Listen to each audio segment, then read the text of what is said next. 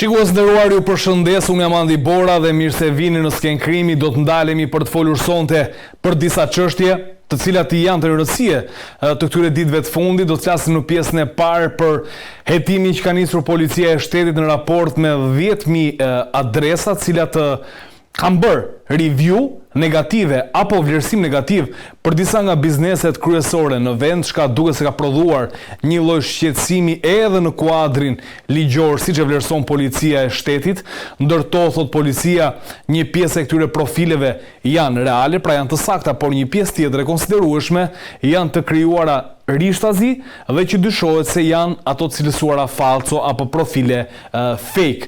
Megjithatë, do diskutojmë sonte nëse policia e shtetit e ka bazën ligjore, kuadrin ligjor për të bërë një hetim të tillë dhe cilat do duhet të ishin hapat ligjor korrekt për të ndjekur. Do të flasim sigurisht për koncertin që po zhvillohet në Tiranë të këngëtarit amerikan, pra Kanye West, ku qeveria shqiptare akordoi pranzori nga fondi i emergjencave një vlerë prej 4.2 milion eurosh për të, le të themi, bërë një lloj kompensimi të këtij koncerti. Do duhej bërë apo jo? Si e vlerësoi qeveria? Cili do duhet ishte roli i kuvendit? A ka, le të themi, hapësira për të bërë një hetim për këtë zhvendosje të parave? A mund të kompensohet kjo vlerë parash e të tjera me radhë? Do të flasim po ashtu edhe për propozimin e kongresmenit amerikan Joe Wilson, i cili kërkon që të hetohet qeveria shqiptare në lidhje me lehtësimin e narkotrafikut, pra trafikut të drogës e po ashtu edhe represionit politik. Do përpiqemi të shohim një tjetër këndvështrim, a mund të miratohet apo jo, përse vjen në një kohë të tillë, duke qenë se kongresmeni është republikan, pra është nga partia e presidentit Donald Trump. Do ndalemi për trajtuar një çështje shumë të rëndësishme nga konteksti social, ajo se çfarë ndodhi me 3 të miturat në qytetin e Fierit, të cilat u përfshin të treja bashk duke rrahur një bashkëmoshatare. Të tyre njëra prej të miturave u lanë në masë në arrestit me burg, njëra tjetër, pra një tjetër e mitur u vendos masa e trajtimit të detyruar shëndetësor për shkak se dyshohet se vuan nga probleme të shëndetit mendor, ndërsa një e mitur tjetër u la në arrest shtëpie. E ndërkohë është pezulluar edhe një punonjës i policisë, i cili sipas agjencisë mbikëqyrjes policore ka krijuar një lloj lidhje të papërshtatshme me të miturat, por ajo çfarë është më rëndë në këtë histori, dyshohet se këto të mitura kishin krijuar një skem të mirëfillt shantazhi, kuftonin burra në hotel, i fotografonin dhe më pas i kërkonin favore apo benefite të natyrës para e të tjera me radhë. Në pjesën e fundit do të flasim për Këshillin e Lartgjyqësor, i cili mbajti, le të themi, një mbledhje, zhvilloi një mbledhje ku rrëzoi kërkesën e anëtarëve të Komisionit Pavarur të Kualifikimit, pra shkalla e parë e cila vlerësoi gjyqtarët dhe prokurorët. Ata kishin bërë një kërkesë, pra këta të fundit kishin bërë një kërkesë për të bërë anëtar të gjykatës së apelit, pra për të bërë gjyqtar të gjykatës së apelit, por ndërkohë Këshilli Lartgjyqësor e rrëzoi këtë kërkesë. Por kujtojmë që pak më parë, kërkesa e anëtarëve të Komisionit Pavarur të Apelimit, shkalla e dytë, që vlerësoi gjyqtarët dhe prokurorët, ata u miratuan për të bërë gjyqtar apeli. Çfarë ndodhi? Dhe ne këtë diskutojmë sonte në Sken Krimi, pasi është një çështje me interes të lartë për sa i përket drejtësisë dhe reformës në drejtësi. Mirë, le të ndalemi tek pjesa e parë e hetimit që ka nisur policia e shtetit në raport me review-t negative për bizneset shqiptare. Dëgjojmë çfarë ka thënë drejtori i përgjithshëm i policisë së shtetit, Skënder Hitaj. Janë evidentuar raste ku e njëjta llogari ka publikuar brenda një kohe shumë të shkurtër vlerësime negative për bizneset të ndryshme në qytete Tiranë, Durrës, Vlorë, Sarandë, Elbasan, Shkodër dhe Korçë. Sinkronizimi kohor, ngjashmëria e përmbajtjes dhe mënyra e shpërndarjes së aktivitetit përbëjnë tregues kyç që po analizohen nga grupi hetimor për të përcaktuar nëse kemi të bëjmë me veprimtari të organizuar. Një aktivitet i tillë, nëse provohet se është i qëllimshëm, nuk cënon vetëm interesat e bizneseve të prekura, por prek dhe konkurrencën e ndershme, besimin e konsumatorëve dhe perceptimin e Shqipërisë si një destinacion turistik i sigurt. Turizmi është një sektor strategjik i ekonomisë kombëtare dhe një aset i rëndësishëm i imazhit ndërkombëtar të vendit tonë. Prandaj, çdo përpjekje organizuar për të manipuluar perceptimin publik, për të dëmtuar bizneset tona apo për të cënuar interesin ekonomik të vendit, do të trajtohen me prioritet maksimal nga policia e shtetit. Në këtë kuadër, kam urdhëruar strukturat e specializuara, veçanërisht ato të hetimit krimit kibernetik, që të vijojnë me intensitet të lartë veprimet procedurale për identifikimin e autorëve dhe personave që qëndrojnë pas kësaj veprimtarie, gjurmimin e infrastrukturës teknike të përdorur, analizimin e lidhjeve ndërmjet llogarive, evidentimin e mënyrës së organizimit, sigurimin dhe administrimin e provave digjitale, si dhe në bashkëpunim me platformat online dhe partnerët ndërkombëtar në përputhje me legjislacionin fuqi. Materialet procedurale për këtë rast do t'i referohen prokurorisë rrethit gjyqësor, pasi nga të dhënat e administruara ekzistojnë dyshime për element të veprave penale në fushën e krimeve kompjuterike si dhe dëmtim të interesave ekonomike dhe reputacionit tyre.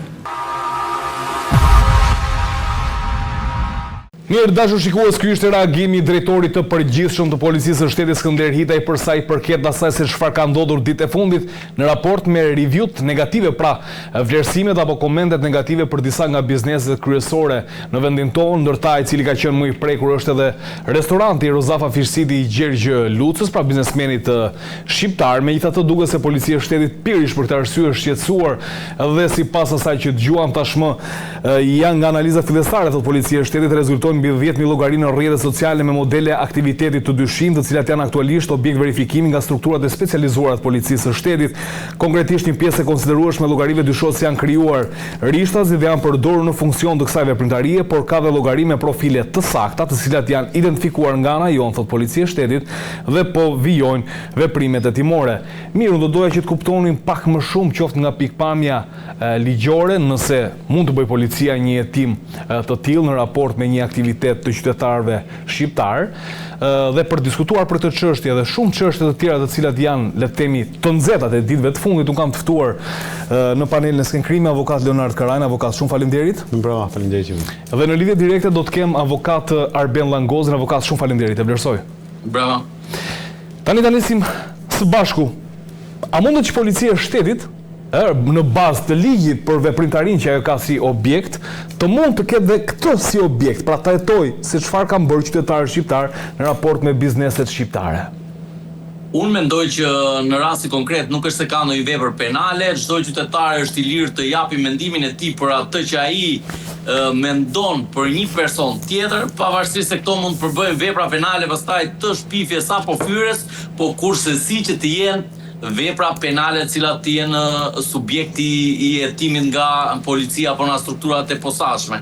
Për këtë arsye vlerësoj që deklarata e drejtorit përgjithshëm Policisë së Shtetit është e nxituar, gjithsesi ajo që ngelet për tu parë është në kuadër verifikimesh, nuk është se ka një hetim të mirëfillt. Se të ketë një hetim do të thotë që të kemi një prokuri e cila të ketë regjistruar një procedim dhe më pas të vijojnë hetimet. Është e njëjta gjë siç ne shpeshherë na komentojnë në rrjetet sociale, qoftë pozitivisht apo negativisht, i bie që duhet të fillojë hetim për çdo lloj komente që bëhet në rrjet. Edhe njëkohësisht edhe Edi Ramos, për shkakun që me mira komentuesit deklaronin të qërë e tjere.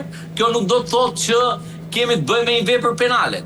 Tu kemi shprehjen e një mendimi, është fyerje apo është shpifje, le ta ndaj gjykata ashtu siç e përcakton dhe ligji, po jo kurse si Policia e Shtetit të investohet edhe aq më tepër kryesisht. Vlerësoj që është i gabim ky i drejtorit të përgjithshëm të Policisë së Shtetit kjo deklaratë dhe duhet me patjetër që një biznes privat, në qoftë se ka dëm ekonomik, duhet i drejtohet gjykatave civile duke e paditur çdo që ka komentuar apo ka bërë një review negativ, sepse mendoj ajo që lind dyshimi sipas policisë është fakti që këtu kemi një sër komentuesësh, por kjo pavarësisht fakti as nuk e bën të dyshim që të kemi një vepër penale në fushën e kibernetikës ashtu siç ai deklaroi. Kështu vlerësoj që është deklaratë e gabuar. E qartë, faleminderit Langozi, rikthehem sërish. Nart si e vlerëson? Do duhet të ketë një hetim nga ana strukturave të specializuara të Policisë së Shtetit për ato që lidhen me krimet kibernetike kryesisht. Mua më duket një idiotizëm i madh për mënyrën domethënë se si është qasur, sepse pastaj mbrapa nëse aty ka një vepër penale për cilën ne nuk arrim dot ta kuptojmë, atëherë është okej, le të shkojnë edhe palët e interesuara apo viktimat e veprës penale në rasti konkret i drejtohen gjykatave, sepse ka apo edhe prokurorive, sepse ka faza hetimore të qëndrueshme ky shtet, para sa është shtet dhe para sa funksionon sistemi i drejtësisë për ta bërë një gjë të tillë. Duket si një lloj patronazhimi i diçkaje, sikur të ka ndodhur me votën, tani po patronazhohet review-ja, domethënë duhet mos e japësh review-n e keq apo të mirë, pra ti të ngushtohesh tek ajo ideja që mund të kesh ti personalisht si një qytetar apo cili do qoftë. Pra po vijem në pozicionin e dikujt që e shkruan një gjë të tillë. Pra, pse duhet mos e shkruaj unë që në filan biznes unë jam keq trajtuar ose kam parë një mangësi të tillë. Duhet me patjetër që këtë biznesi shqiptarët i kenë notën 10. Pra duhet ta kenë review-n 10, vetëm për këtë arsye do duhet domethënë e para. Kjo e marr në aspektin le të themi social turistik. Në aspektin penal apo policesk, pastaj unë nuk e di se ku hyn Skënderita, këtu ku hyn policia. Ose se kuptoj unë, ose këta janë duke bërë këto shashkat e radhës, budalliqet e radhës që pasi i kanë zgjidhur gjitha hallet e këtij populli, në kuptimin e mifill fjalës, të gjitha, dhe s'kan çani me çfarë merren, edhe do shikojnë domosdoshmë do kontrollojnë edhe gjitha review-t që dalin nëpër rrjetet sociale kudo qofshin ato. Po nëse neve kemi arritur deri në këtë lloj standardi, atë është drejt që e mori në një jeto kemi në vendin më të sigurt në botë, por e kundërta vërej unë, sepse ty e ke pjesë skaletës, ne jetojmë në një vend të dhunshëm, ku dhuna është pjesë edhe e të mitërve, mes të mitërve. Pra, policia e shtetit le të merret me këtë historinë. Ajo dhe gjithë tjerët, se s'po po përpara se sa të merret me çështjet e review-s e kështu. Materialet procedurale do të referohen organit prokurorisë të policisë së shtetit, pasi nga të dhënat e administruara ekzistojnë dyshime për element të veprave penale në fushën e krimeve kompjuterike, si dhe dëmtimit të interesave ekonomike dhe reputacionit. Të kujt? Të bizneseve. Të cilit biznes? Të bizneseve cilat kanë marrë vlerësim negativ të paktën nga ajo çfarë shfarë në rrjetet. Ai biznesi që ka marrë vlerësimin negativ, ti drejtohet gjykatës dhe thotë unë kam marrë një review negative nga avokat Leonard Karaj dhe në lidhje me këtë çështje, duke qenë se mendoj që review-ja e këtij personazhi, e këtij personi, sa dy review-t janë me emër me mbiemër. Ose minimalisht janë të gjurmueshme. Nëse është kështu, janë të gjurmueshme, janë të gjurmueshme. Ato po bën policia, pra, po i gjurmon. Dakor, pra. Po e zëm se më gjurmoi mua më. Unë po e bëj banale histori. Jo, ta kuptojmë, Unë do shkoj në dhërmi. Do shkosh në dhërmi, në një restorant X. Restorant i Andit, po. Dhe normalisht unë aty nuk gjej atë të cilën e kam parë në internet. Patjetër. Çfarë ti mendon domethënë që unë do i bëj qokën atij restorantit, apo do shkruaj një review domethënë negativiste për atë ndoshta. Çfarë do të thënë kjo histori valla? Do duhet me patjetër domethënë të jetojmë në ëndrat e në Shqipërinë e Edi Ramës? Pra ku çdo gjë është e jashtëzakonshme, e bukur. Këtë do duhet bëjmë. Çse jemi këtu atë, po jetojmë në një gënjeshtër atë. Çfarë lidhje ka kjo histori? Hajde bëjmë një review. Po shko bëj një review atje çobani që është më i malit. Se si mandelet apo 10, se si është nga ana higjienike apo ku diun çfarë bari me çfarë kullote i ushqen. Seriozisht e keni tani? Kjo është idiotizëm, po ta them edhe një tjetër. Është idiotizëm. Është fjala më e gjetur në 50 fjalët e fundit fjalorit gjuhës shqipe, sepse i meriton dhe 50 fjalët e fundit të gjuhës shqipe. Domethënë do ta lëshoja gojën në këtë rast. Do rikthejmë sërish. Langozi, mendon se kjo ishte një formë e duhur e protestës, mendon se protestuesit kapën një pikë delikate aty për të vendosur në pozita ndoshta personazhe të ndryshëm të botës biznesit dhe që mund të kenë dalë kundër. Të gjithë këto biznesmen janë përdorur nga politika, të mos harrojmë që biznesmenët dolën që ne po na largohet turizmi, kur ne ndërkohë në protest kishte të huaj pafund që ishin të kënaqur për mënyrën se si protestonte populli shqiptar, sepse e theksoni që edhe në vendet e tyre mungon kjo lloj proteste kaq paqësore. Na u reklamua që këtu kemi të bëjmë me terroristë, kemi të bëjmë me iranian, kemi të bëjmë me kinez, ku diun çast nxorën teori. Edhe për këto do të kishte filluar tim drejtoria e policisë, sepse nëse ka deklarata të tilla kaq të rënda, mendoj që duhet të fillohen hetime. Kush janë këto shërbime tuaja që po nxisin urrejtje në Shqipëri apo po krijojnë protesta në Shqipëri? Pra, ne duhet prisim një deklaratë të tillë që drejtori i përgjithshëm të policisë në lidhje me deklaratat që ka bërë Taulan Balla, Edi Rama apo persona të tjerë që kanë thënë që këtu në Shqipëri shërbimet po organizojnë protesta.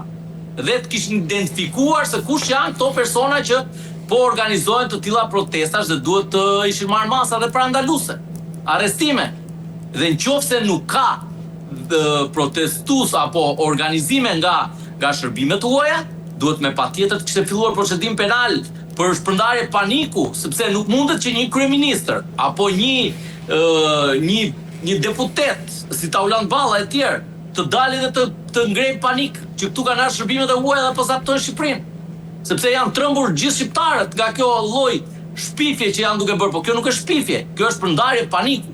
Që me patjetër duhet ishte proceduar ose kryeministri ose këto agjentët imagjinar që kryeministri Tauland Balla i ka shpikur.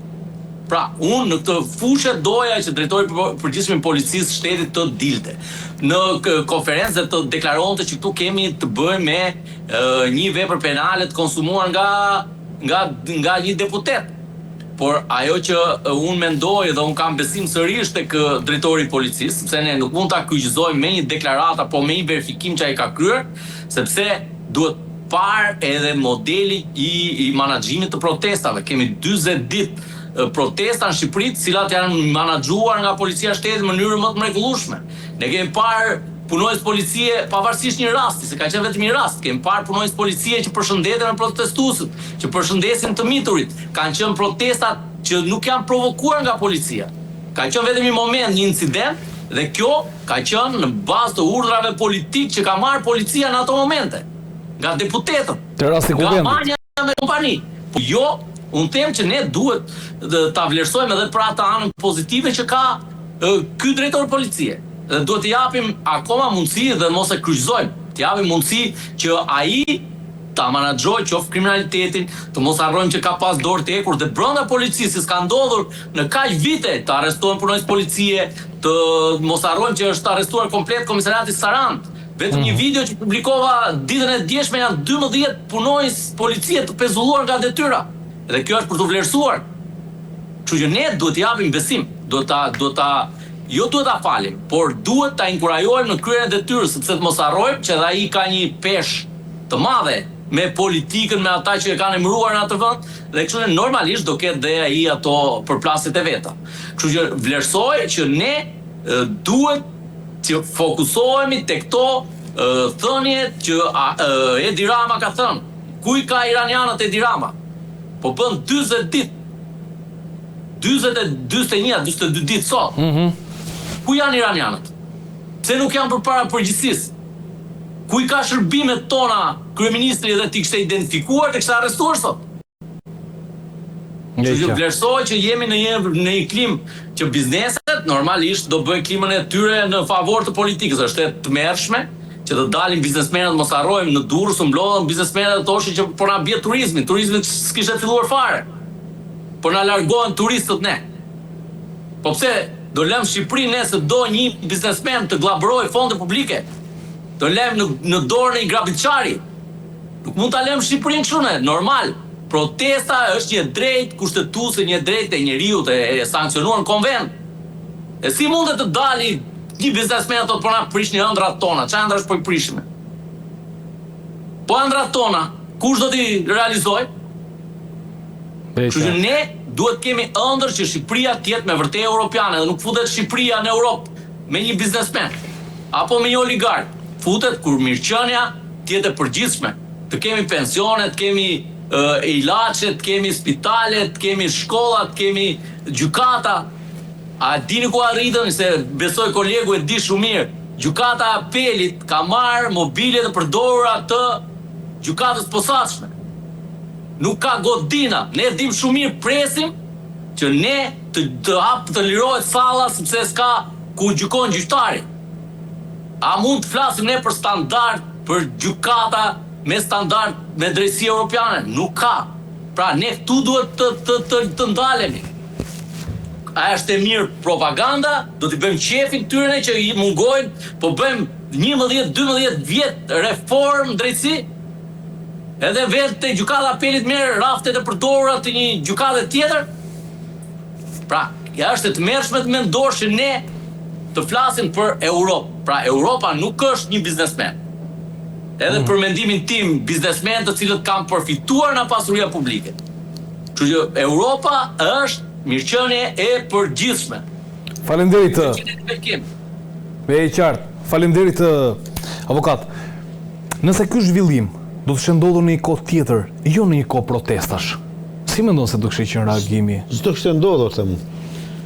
Unë vetë domethënë që ndoshta s'do kishte pasur fare Mobilizim nga policia e shtetit apo nga pushtetbërësit apo ku di unë, nga gjithkund tjetër apo nga këta të cilët ankohen se po ikin terroristët apo ku di unë, historira të këtij tipi.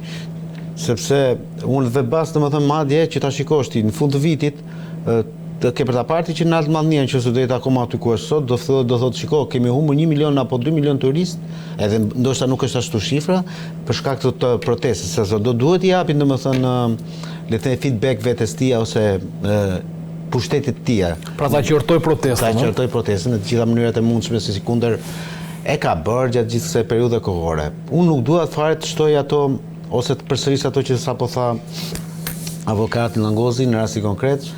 Po në qoftë se të thash edhe një herë, nëse jemi në pikën kur neve do duhet të hetojmë review-t dhe nuk merremi me faktin domethënë që ne këtu na ka hyrë shërbimi sekret izraelit, iranian, grek, turk, italian, ku diun, amerikan, anti-amerikan, se gjitha shërbimet sekrete rus, sa harrova. Gjitha shërbimet sekrete na kanë hyrë këtu gjatë kësaj periudhe kohore, gjatë këtyre 40 ditëve që ka qenë protesta, sipas Edi Ramës. Dhe ndërkohë, asnjë ditë vetme, asnjë sekond vetme nuk është mbledhur Këshilli i Sigurisë Kombëtare për të vërtetuar vërtet që kemi kaq në hall të madh neve si shtet. Ta kuptojmë valla. Ky është historia. Ose do duhet shkrim shishin fare sepse ne na pas kanë hyrë gjithë këta dhe shishi s'pas ka bërë asnjë lloj pune. Pra e kupton se çfarë paradoksi i madh. Po kuptohet, kjo është një histori që duhet dhënë lënd, ushqim ditor njerëzve të cilët do duhet domethënë ta kapërdin madje pa e përtypur fare. Se jemi dhe në kohë vere, e ke parasysh ushqimi është i pak, domethënë është i shumë, po do duhet hash pak, me qëllim që të mos ta tëruash dietat verore. Edhe në rastin konkret, këta këtë duan, t'i japin. Në gjën Land Mallniti që thotë gjithmonë algoritmi. Çfarë do të thonë algoritmi o njeri?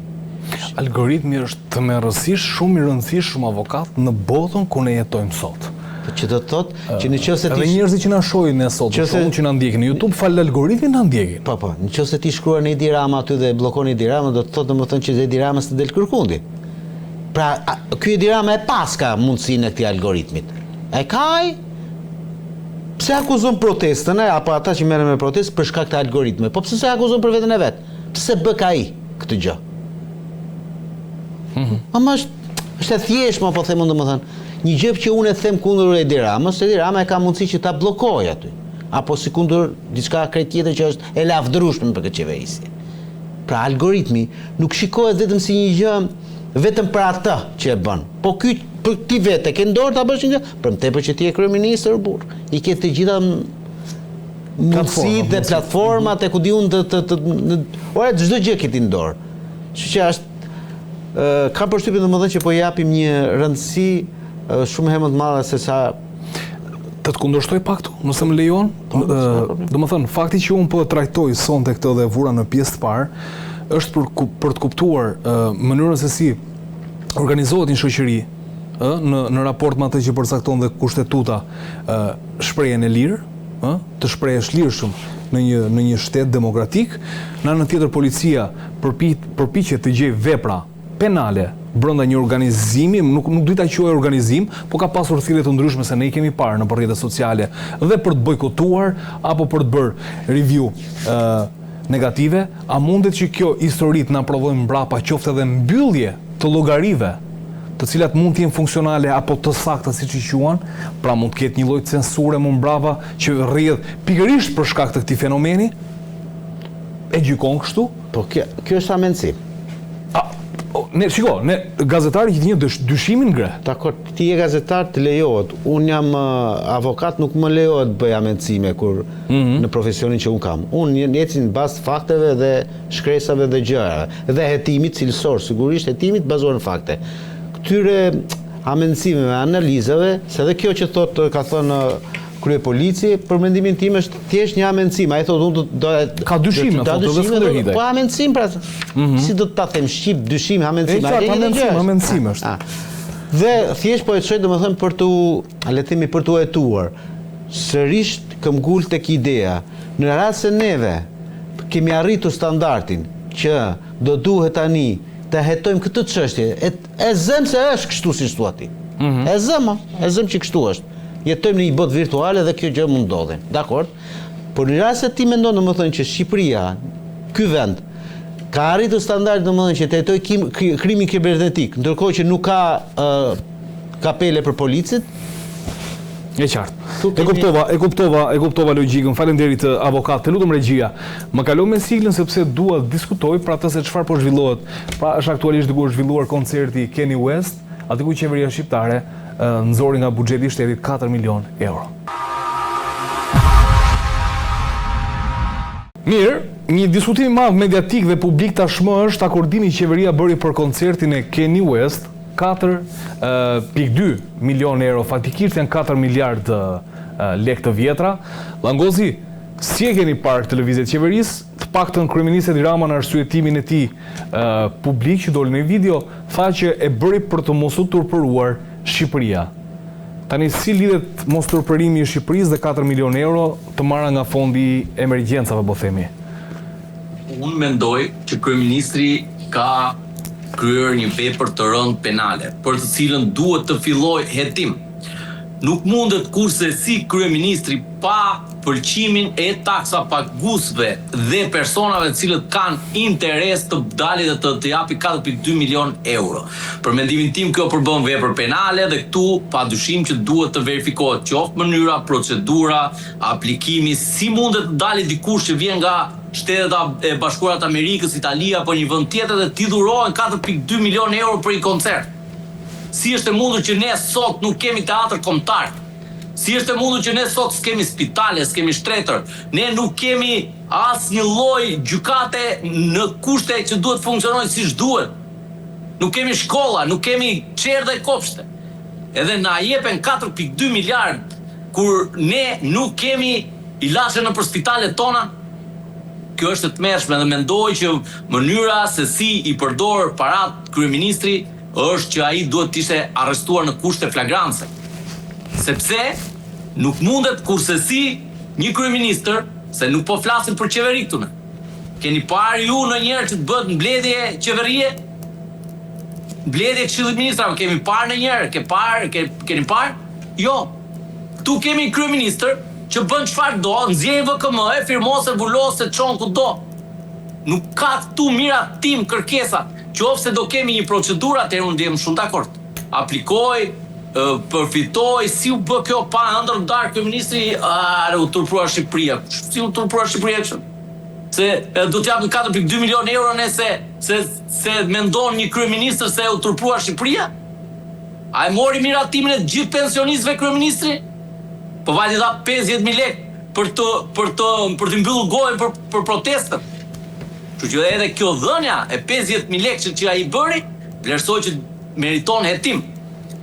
Por kush do ta hetoj? Kush do ta hetoj? Prokurorët që ai i menaxhon. Mund ta bëj kuvendit paktën Ermelinda Meksi, një ish eksponent e Partisë Socialiste, e cila i njeh çështjet financiare, tha që kuvendi domethënë është institucioni i cili është kontrollori në rastet kur këto fonde, të cilat prekin le të themi ato fondet e emergjencës, fondet e ndalin nga aty, do duhet të ketë një kontroll nga ana e parlamentit. Për mendimin tim nuk ka as parlament, sepse parlamenti është Zegjineja, Sara Mile, e tjerë, to do e kontrollojnë. Kush do e kontrollojnë? Kur ka dëm ekonomik, është patjetër prokuroria që duhet futet në lojë. Se nuk mund të tallet me lekët e shqiptarëve kryeministri. Po pse? Ai mund të shkojë ëndra të tilla natë për natë. U turproga Shqipëria natë për natë 5 milion euro. Kjo është zgjidhja. Ka mënyrë, ka vlerësim, ka alternativë, ka insërshë. Jo pa u ndar sa ditën tjetër ne jemi turp tha që mos japim 4.2 milion euro. Kështu këtu duhet të ndryjë prokuroria. Nuk ka nevojë këtu për parlament. Parlamenti apo kuvendi nuk ekziston. Përderisa këtu ne nuk kemi persona të cilët janë zgjedhur nga populli, janë zgjedhur nga partia. Keni parë ju të dalin në njëri dhe edhe Rion Braçe, bën kote, sepse i ka thënë bëj si opozitar që dëgjoj opozimi, po ngre zërin ti. Më kupton, nuk kemi këtu duhet të funksionojë organi akuzës. Për mendimin tim, duhet të ishte sekuestruar procedura, në qoftë se nuk kishte vendim Këshillit Ministrave që ishte bërë mbledhje me protokoll me tëra, do të ishte arrestuar ai që shikon ëndra dhe thotë që ne u turprua. Dhe është nuk e kuptoj, domethënë, është kjo që bëri këtë herë shumë banale. Është shumë fyese për shqiptarët. Nga i qartë. Unë për mendimin tim, ne kemi 2 lekë si taksa pagus. Unë s'dua t'i jepen ati këngëtari. S'më intereson. Më intereson një rrugë, një shkopërsh, një shkollë, ne kemi rrugët cop-cop. Pavarësisht se janë dhënë edhe lekët. Edhe na del na jepet për një koncert. Nuk e kuptoj, domethënë unë vlerësoj që prokuroria në këtë rast nëse do kishte drejtësia për një shtet tjetër, një vendi me vërtet me drejtësi, nuk do kishte funksionuar kështu. Mirë, po kur e mendon me ritmin që ka ecur, le të themi, zhvillimi i vendit, 4 milion euro janë praktikisht 250 metra autostradë. Nard, një reagim i shpejt nga ana e qeverisë për të ndoshta për të mbuluar ndonjë pjesë bosh aty ke koncerti për të mos turpëruar Shqipërinë, kështu ishte reagimi i kryeministrit, u morën nga një fond emergjence, si e vlerësoni? Duhet bërë ky veprim? Mua më vjen shumë mirë që e kanë bërë një veprim të tillë. Po shumë fare, sepse që të mos turpërohemi. Jo, po ritma për ta mbyll, domethënë, më lera ta bëj analizën time, domethënë, ashtu siç dua unë ta bëj. Më vjen shumë mirë që e ka bërë, pilon çudim pse e ka bërë 4 dhe nuk e ka bërë 44. Me vendin qeveria do ta bëje. Lere, domethënë, a e ka mbledhur apo si ka mbledhur, bën dhe me vendin që ka qarkulluar ajo burr. S'është një çudi e madhe. 44 më ta kishte bërë. Më vjen mirë, domethënë, që ky kryeministër, që ka marrë 850.000 vota të atyre që kanë qenë brenda dhe jashtë Shqipërisë, i përdor parat e këtyre njerëzve, të këtyre shqiptarëve në këtë lloj mënyre. Këmbën në fyt, po gurmazin do t'u heq juve, sepse i keni dhënë votën. Dhe në momentin kur i jepni votën, ky kryeministër, ky njeri arrogant i gjithë pushtetshëm në këtë vend, që del dhe thot kush më kërkon dorëheqje mua, mos do të rinderuar. Unë kam marrë 850.000 vota. Po, ka marrë 850.000 vota. Ka marrë 83 deputet. Ja ka dhënë shqiptarët. I ka vjedhur, si ka vjedhur, nesër mëngjes mbaroj me këtë diskutim. I ka marrë këto. Shqiptarët, nëse mendojnë domethënë që kjo është alogjik. Se domethënë këtu shiko. Nuk ka fjalë turp, skandal, dreqe shejtan, që ti vesh kësaj lloj mënyre që ka gjetur Edi Rama për të dhënë 4.2 milion euro, për vetë se të thuash, o njerëz, unë nuk di se si ti shaj mo këta. Nuk di më, nuk ka gjua shqipe, është e varfër për nga mënyra letrare, ose shabloni qytetar, për t'i sharë këta me libër shtëpie. Realisht mo. Sepse nuk ka koncept ndryshe. Tani po do bëj pyetjen prapë më ndryshe unë. Problema, se si ndjeu në zemër këtij kryeministri të them, në datën 21 korrik në Shqipëri është Xukero Fornaciari. Xukero është një nga, le të themi, këngëtarët italian që ka 30-40 vjet që pëlqejet në Shqipëri. Në Shqipëri, në botë, gjithandej. Domethënë, kur ti shikon Xukeron dhe shikon dhe thua Kanye West, të duket sikur të bësh një shenjë barazie midis, me gjithë respektin për Dule Malindi ose Sinan Hoxha me Metallica apo Iron Maiden. Kjo është diferenca e madhe. Pra, në 21 korrik në Tiranë është Xukero.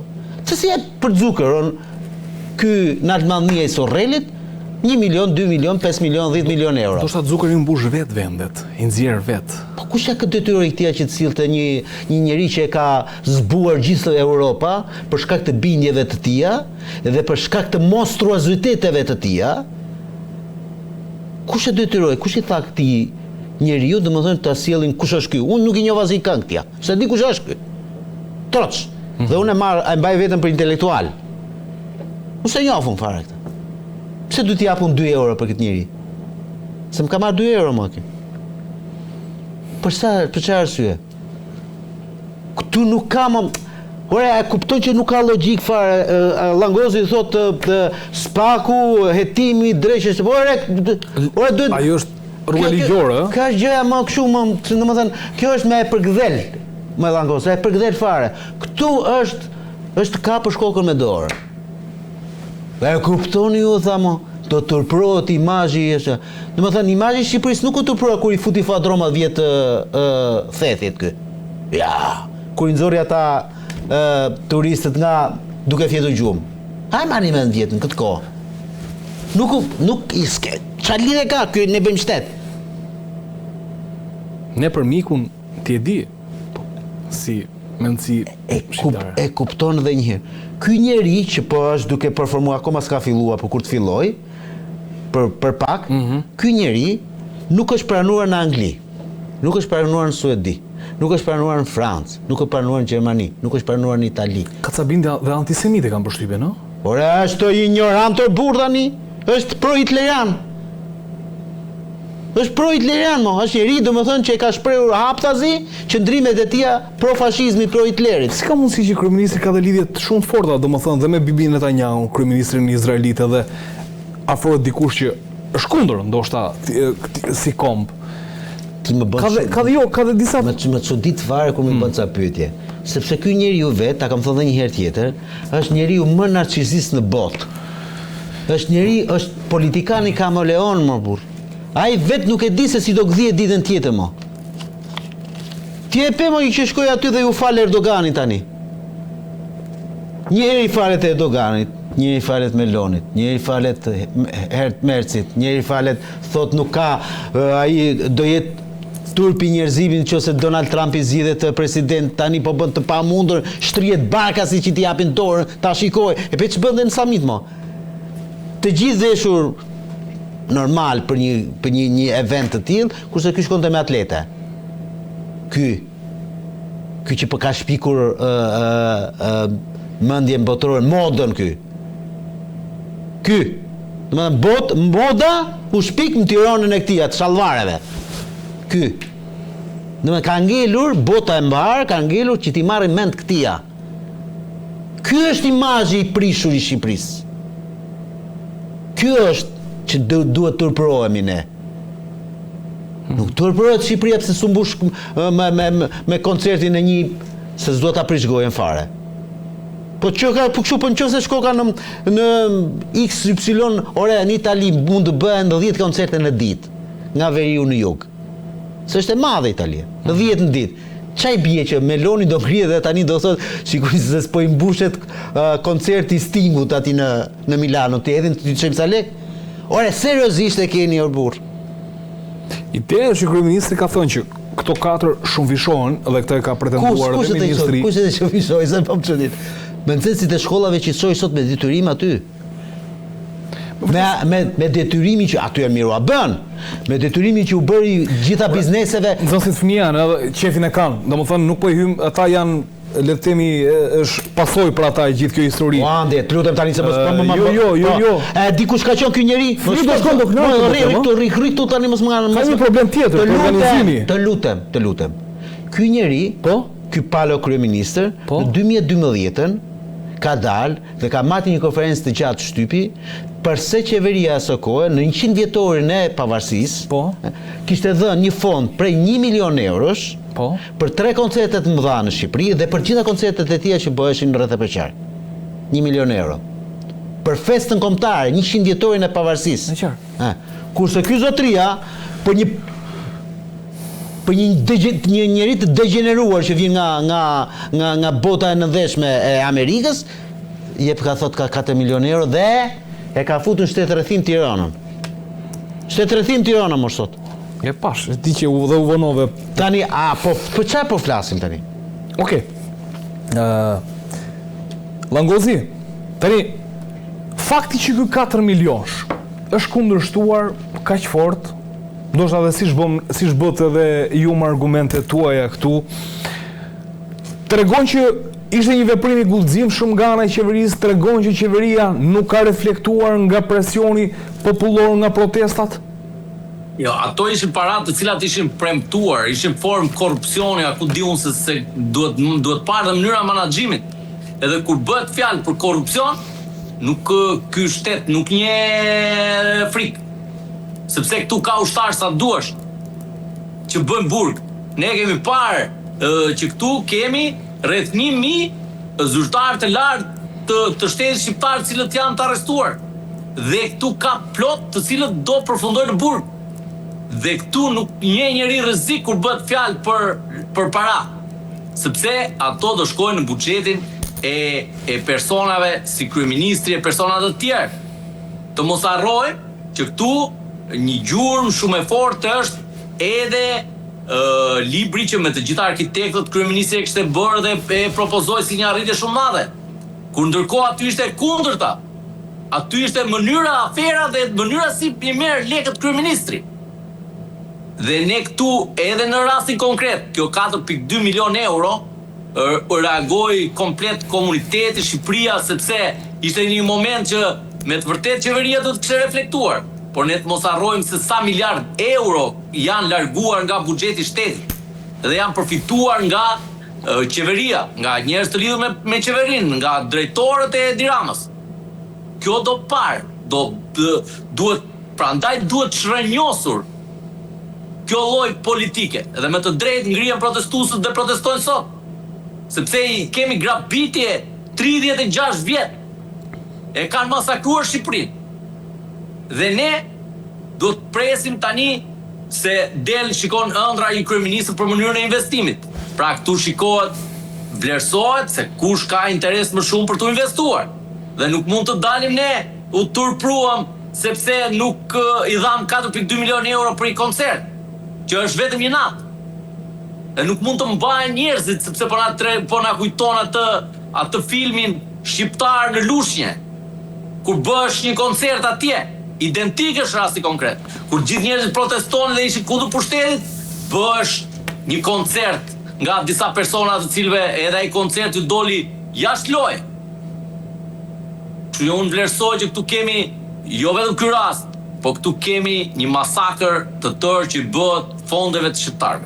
Pra po thua që qeveria nuk i trembet në raste të tilla që ju mund të cilësoni dhe akte korruptive. Qeveria jonë është e para në botë që nuk turprohet, se merr dhe glabërohen fonde. S'është rasti parë ky, që Edi Rama ka bashkëpunuar me vendet e huaja. Të mos harrojmë tuneli Llogaras. Kemi minus 30 e ca milion euro vetëm me 50 milion euro vetëm me një prokurim publik, pa ju futur investimit. Kështu që këtu nuk është era parë që Edi Rama i merr parat nëpërmjet personave që janë jashtë Shqipërisë, sepse këtu i ka dalë boja. Këtu nuk mund të besoj më njeri ai që këtu do t'i mbaj besën. Sepse aq boz është bërë. Se nuk mund të lësh jetën dorë Zegjines apo dorë të personave të tjerë. Që normalisht ata do jenë ushtar, do shfrytëzohen nga kryeministri, por në përfundim parat do merren në vendet e huaja. Do kontrollohen andej. Një i qartë. Tani, ne jemi në ditën e 42 kam përshtypjen të protestës, sepse realisht janë bërë aq shumë ditë që qytetarët po dalin, po protestojnë, sa ndoshta edhe mund të ngatrojmë ndonjë ditë. Langozi, ku mendon se do shkojë historia e protestës? Të paktën nga ajo çfarë mbaj mendun, sa memorie kam unë në 35 vite të demokracisë, po themi shqiptare, tranzicionit demokratik, nuk kam parë protest më të gjatë. Ndoshta mund të ketë qenë ajo e teatrit kombëtar që artistët të ndryshëm e kthyen në një lloj sheshi të diskutimeve dhe mendimeve politike dhe qytetare aty, por kjo që ka një lloj që rrin te kryeministria, s'kam parë ndonjëherë. Jo, unë vlerësoj këmbguljen e popullit. Mendoj që hallet e tyre janë aq të rënda sa që nuk mban më. Edhe njerëzit nuk kanë më kthim pas. Edhe normal që jo vetëm kaq, po derisa ky kryeminist ai duhet të shporret nga skena politike. E derisa ky bashkëpunim politik, po ДПС, e derisa të kemi të zgjedhur në parlament njerëz që i zgjedh lideri politik, unë vlerësoj që ky popull nuk do të riqet. Se populli nuk është budalla. E kanë lënë dele, e kanë lënë budalla popullin shqiptar. Por është ky popull që po jehon gjithë bota për krenarin ton, ata njerëz të varfër që janë atje në kryet protestës, besoj e pat një ndër ata personat e arrestuar që kishin nxjerrë gonfam se çfarë kushtesh Mirane jetonte. Edhe pse? Sepse kryeministër i ka vjedhur fondet, i ka lënë babat paralizuar dhe vetë paguan Kanye West të tjerë. Dhe nuk shmange se punët ti janë shumë të tjerë. Ka vajtur ku nuk mban më një kryeministër i cili është megaloman, që e përçmon popullin e vet, që e përbuz, e shan, e fyen, i tha çryk, i tha fuck you, i tha tjerë në atë dhe i ha fjalët e veta. E i tha fëmijëve që shikonin fotot e mia nudo. Ky është ai që do na udhëheqin ne. Ky është një hajdut, hajdut. Dhe për këto arsye, ky popull, pa e shporur nga skena politike, nuk do ta lëj protestën. Edhe unë e vlerësoj, e mbështes në mënyrë absolute. Sepse jemi cënuar gjithë ne. E qartë. Faleminderit Langozi. Në ardhë 42 protest. Mendon se ka rënë me rënë e temperaturave në shtator do ketë një rikthim, një rindezë e temperaturave tek protesta, si e shikon? Do ishte skenari më i mirë i mundshëm që ata që janë, le të themi, organizatorët protestës ta rishikonin këtë historinë e të daljes çdo ditë aty, në numra herë shumë, herë më pak, diçka e tillë, edhe për shkak domethënë të faktit domethënë që gushti është përpara, shumë institucione mbyllen, shumë gjëra domethënë nuk janë më në përditshmërinë e tyre. Edhe pushime bën njerëzit. Pushime do bëjnë njerëzit, kështu që është krejt normale kjo si histori dhe pastaj të ktheheshin në shtator me një strategji tjetër. Pse them strategji tjetër? Sepse unë mendoj domethënë që kjo protestë do duhet me patjetër domethënë që të ketë një kulmim të vet. Dhe kulmimi i vet do të jetë me një produkt të cilin do duhet ta nxjerrin në një moment të caktuar. Nuk di ta them nëse do duhet kishte dalë akoma apo do duhet të dalin më pas. Le të themi ai grupi organizator, ai produkti politik që do duhet të nxjerrin në protesta, sepse nëse kjo protestë ande, për mendimin tim nuk do japi një produkt politik, pra nuk do krijojë një organizatë politike. Nuk do ketë një kuti të vetën ku ata të cilët mendojnë për te Ramës dhe Berishës të kenë mundësi të votojnë. Atëherë kam bërë një vrim në ujë për mua. Të bëj një pyetje politike.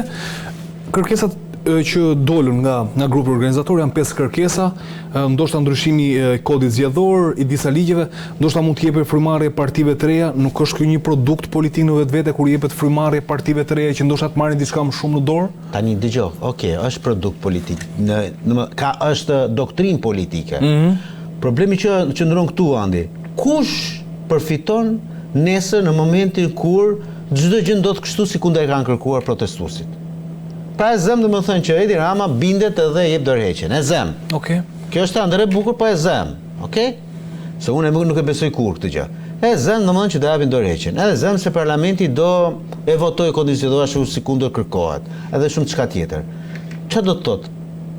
Nëse ky grup iniciator i protestës, këta njerëz që dalin aty, nuk kanë pastaj mrapa një organizatë politike, një parti politike, e cila ti përfaqësoj, atëherë gjithë ky popull opozitar, ose do shkojë te Berisha, ose do shkojë te këto parti të reja, për të cilat, për mendimin tim, janë të gjitha masha të njëra tjetrës. Nuk arrin dot asnjëra për tyre që të krijojë një grup homogen i tillë, domethënë që të ketë një lloj idealizmi, sepse po të ishte kështu andi, protestë nuk kishte arsye të dilnin kaq shumë njerëz. Do mjafton domethënë që dilnin të shkonin nga bas njerëz partia apo partisë tjetër, do t'i kishin dhënë votat mjaftueshme. Po, partia e vogla do t'i kishin dhënë votat mjaftueshme dhe sot Edi Rama nuk ndoshta do ishte kryeministër. Fakti është që njerëzit sot nuk e duan Sali Berishën dhe nuk kanë për t'ia dhënë kur më mundësinë që ai të bëhet kryeministër. Unë këtë është, domethënë e besoj si ajrin që thith. Le çfarë thon militantët e Partisë Demokratike, le të bëjnë çfarë duan të mendojnë.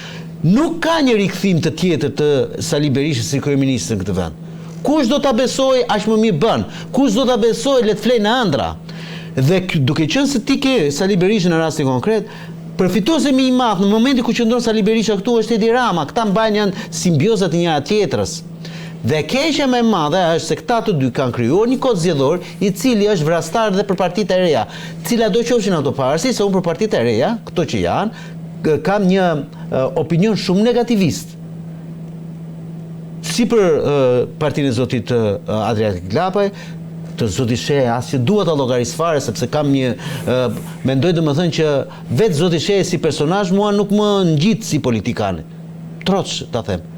Mund të ketë ideja krejt ndryshe, sepse unë nuk jam për politikanin, për biznesmenin që bëhet politikan. Politika bëhet nga ata që e kanë politikën në profesion, jo nga biznesmen që duan të bëhen politikan. Ti e në rregull atë biznesin jot, ç'pun këti më marr me politikë. Ç'a keti, ç'a problemi ke? Ka që diskutim dhe me Rishi Sunak kur u bë kryeministri i Britanisë së Madhe që do duhet dikush i pastër Jo, Unë mendoj, domethënë që në politikë duhet merren ata të cilët janë nën punës, e njohin administratën dhe e krijojnë politikën e bëjnë profesion. Me qartë. Nuk mundet të bëhet një biznesmen politikan, po u bë është fundi botës për mua. Ja po ndodh në Amerikë. Në rast se skenari që parashikon, në rast se nuk prodhohet, le të themi, një produkt politik i mirëfillt i cili futet në garë që mund atë përfituesi më i madh do jetë Berisha. Pjesën më të madhe të këtij elektorati do ta marrë Partia Demokratike. Dhe për mua nuk ka zgjedhur asgjë. Sepse ç'a kuptimi ka që të dalësh në protest për ditë me radhë, të thuash Rama Hamburg e Berisha Hamburg dhe pastaj mrapa domethënë të mos krijosh produktin tënd politik. S'ka kuptim, po çka ke dalë aty? Jam aktivist. Isha në një studio televizive herën e kaluar tek moderatori tek Denis Minga, dhe ai një nga ata organizatorët thoshte ne jemi aktivistë, zotëri.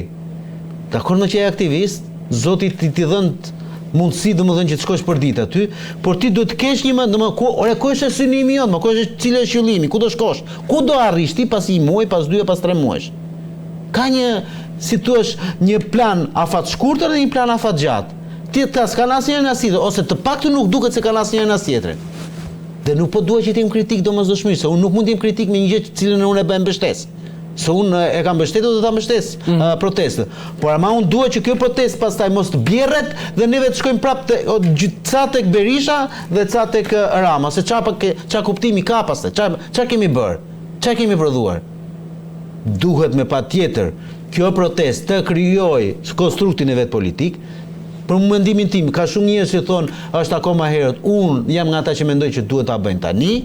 Intelektual ka sa të duash, edhe shumë e rëndësishme, pafund, shumë e rëndësishme është. Në qoftë se bëhet ai debati që dëgjova para një 7-8 ditësh, 10 ditësh, gjëja për atë kuvendin që do mblidheshe. Jo pse nuk më thirrën mua, kush e ka thirrë këto? Pra, ato cmirat. Për çfarë? Jo, nuk janë as për çfarë, ato janë cmira, domethënë të shikosh, mos shikosh dot as për te hundës tënde. Ore, nëse ti je një njeri me një lloj intelekti, nuk ke nevojë të thresësh më. Nuk ke nevojë të bërtasësh më. Se të vjen vetë radha. Të vjen vetvetiu. Të vjen vetvetiu. Po bërtitem shumë, nuk do të thotë domosdoshmë që jemi zgjuar më zotrin. Ne e qartë. Mirë, ndoshta do duhet presim se çfarë do provoj protesta, sigurisht 42 ditë nuk janë pak. A mund të kem pasur do dhe protestuesit, kjo do duhet parë, se çdo rezervoj gushti apo shtatori, dhe kjo mbetet sërish për tu parë. Langozi, kemi një moment i rëndësishëm që vjen nga kongresmeni amerikan Joe Wilson, krau i presidentit Donald Trump, pra republikan, i cili ka propozuar një projekt ligj, një amendament atje që kërkohet miratim sigurisht ka Senati, nga Dhoma e Përfaqësuesve deri në votimin final për hetimin e qeverisë shqiptare, për lehtësimin në trafikun e drogës dhe për represion politik. Kërkohen 180 ditë kohë që të përgatitet një raport me të dhëna nga shërbimet, le të themi, sekrete apo organet të realisë zbatuese për ta kuptuar këtë histori. Çfarë lexove këtu ti? Mund të miratohet ky ligj? Patjetër që mund të miratohet, sepse kemi të bëjmë me shtet demokratik. Nuk kemi të bëjmë me një shtet dhe me deputet si Zegjine apo Sara Mile që mund t'i komandoj kryeministri. Nuk diskutohet që do marrin fakte dhe prova dhe kohën e mjaftueshme, por unë mendoj që faktet dhe provat janë të dukshme tashmë. Të mos harrojmë, marrim rastin e Zvërnecit. A ka provë më të madhe për mënyrën se si ka bashkëpunuar qeveria shqiptare me krimin e organizuar? Unë po zbuloj 2 emra të politikës dhe qeverisë shqiptare që ka marrë pjesë në Aruba. Bëhet fjalë për Damian Gjiknurin dhe për Ëngjëll Agaçin, të cilët kanë qenë pjesë e një marrëveshje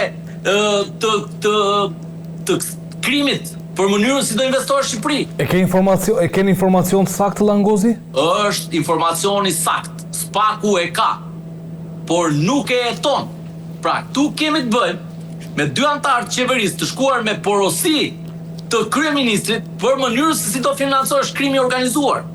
Dhe nga informacioni që unë kam, bëhet fjalë që një ndër personat që kanë qenë në mbledhje ka qenë agenti DEA-s amerikane, që e ka përgjuar komplet të mbledhje, mënyrën se si do investohet Shqipëri. Dhe sot ne kemi një hetim edhe në proverinë e posaçme që është dukur fare këto emra. Unë informacionin e kam të saktë sepse e kam marrë nga persona që kanë qenë atje, pra që ndodhen në kërkim tashmë. Agenti DEA-s ka qenë infiltruar në takim në Aruba? Langozi, agenti DEA-s ka qenë infiltruar në takim? Pa tjetër ka qenë në takim, se është ftuar si pjesë e një grupi kriminal. Okej. Dhe dihet komplet, është përgjuar komplet se çfarë është folur, çfarë është diskutuar. Dhe një ndër personat që ndodhet tashmë në kërkim, më ka kontaktuar dhe më ka dhënë 2 emrat, të cilët janë fshehur nga prokuroria e posaçme, se nëse ne do kontrollojmë vendimet e masave, janë hequr. Dhe ndoshta mos është kjo ajo lloj marrëveshje që është duke u bërë që prokurorisë posaçme, prokurorëve të posaçëm të zgjatet mandati, kjo do parë. Sepse këtu nuk mund të bëhet shkëmbim me faktet e një vendi. Edhe nuk mundet të jetë padron disa prokurorë të një institucioni i cili mund të kthehet në abuzim më pas. Spaku ka thënë që ka përmendur termin funksionar të lartë shtetëror apo zyrtar të lartë aty, po nuk e ka thënë me emër faktikisht, nuk ka ndoshta është faksion. Po ja them unë, ke 2. Jo një, janë 2. Edhe unë, kur të dalin informacionet e sakta, jam përgjegjës dhe nuk e flas kot se po ja emra. Kështu informacione kam shumë të saktë për këtë pjesë. Dhe a ka vend të ri që Shqipëria të ketë përfaqësues në një organizim që bën krimi organizuar në një vend tjetër? Dhe normalisht për këtë mendoj dhe shumë prova tjera janë dokumentuar nga Shtetet e Bashkuara, se kemi të bëjmë me shërbime, nuk kemi bërë si shërbim informativ që s'di ku ka antarët e vet. Kështu që ne kemi një organizim të cilët shikojmë në ditën vijim që do kemi rezultate pozitive në krimin e atij propozimi që ka bërë kongresmeni. Që vlerësojmë që të bëhet diçka edhe për vendin tonë me këtë reagim që është bërë në Shtetet e Bashkuara. Sepse nuk kemi më një qeveri e cila ka favorizuar krimin organizuar, po kemi një qeveri e cila merr pjesë në mbledhje me krimin organizuar, që ka kaluar statin. Edhe kjo është e rëndë. Edhe nëse ata e kanë thënë zyrtar të lartë, a ka detyrimin moral kryeministit dalë dhe thojë kush kanë qenë këta zyrtar të lartë? A ka detyrimin moral Spaku të sqarojë publikut? E ka. Po pse nuk dali? Si gjithmonë favorizohet. Të mos harrojmë që edhe para disa kohësh u publikua në media që një nën që kishte bërë kallëzim për vrasjen e djalit vet në Durrës kërkonte her pas here që të vijonin hetimet.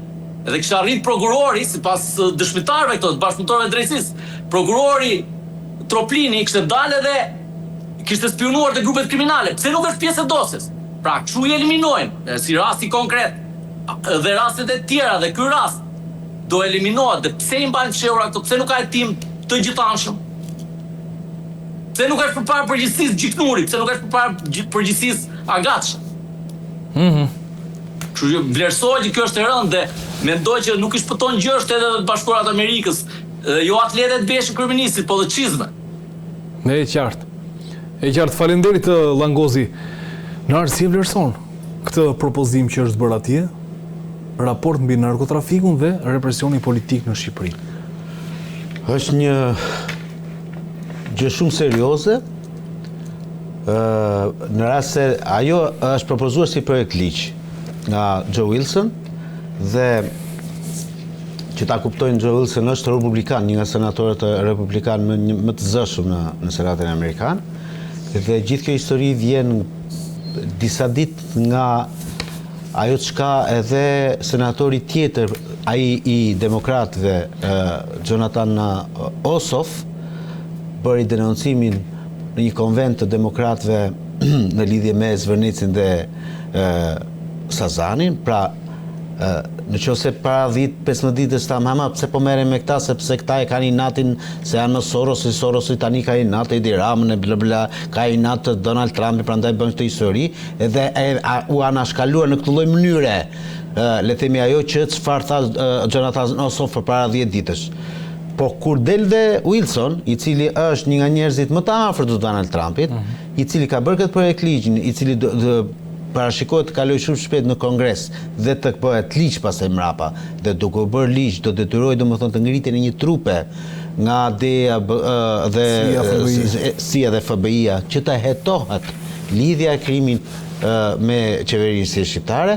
Atëherë këtu pastaj për mendimin tim Edi Rama do duhet domethënë të gjejë realisht vetes një vend shumë të fshehtë.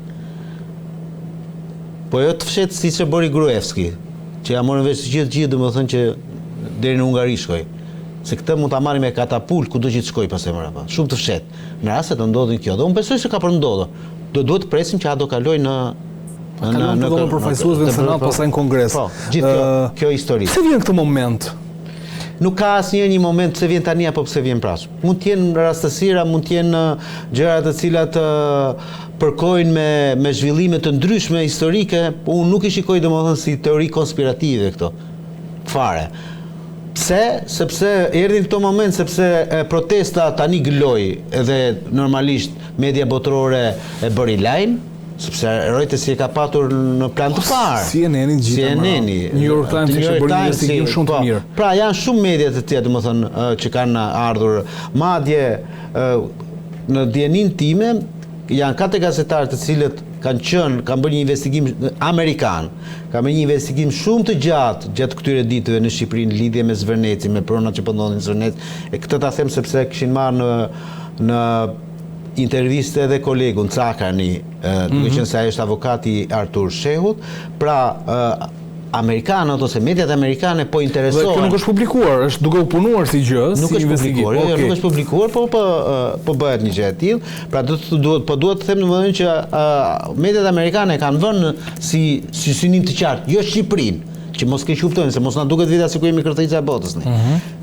Kanë vënë në plan të parë dhëndrin e Donald Trumpit, Jared Kushnerin. Ai është lajmi botëror, nuk është Shqipëria lajmi botëror.